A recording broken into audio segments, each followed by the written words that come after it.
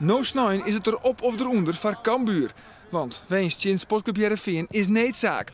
Een goede zaak het van in de Eredivisie, maar eens vooral voor de supporters. Want winst in de Friese concurrent viel als een kampioenschap. Joet koen de Cambuurspelers de scherpte alvast tonen op het trainingsveld.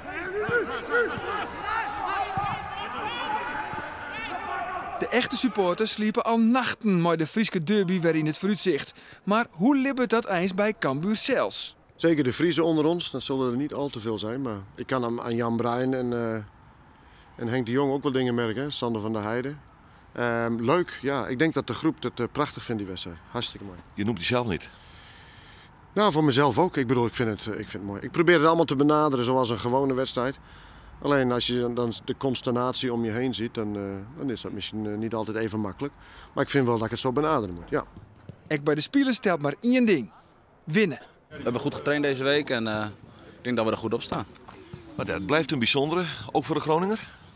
Ja, natuurlijk. Deze blijft altijd bijzonder. Het is nu wel je tweede jaar bij Cambuur. Dus je weet wat er leeft. En je weet ook wat we moeten brengen. Dus nee, ik ben er helemaal klaar voor.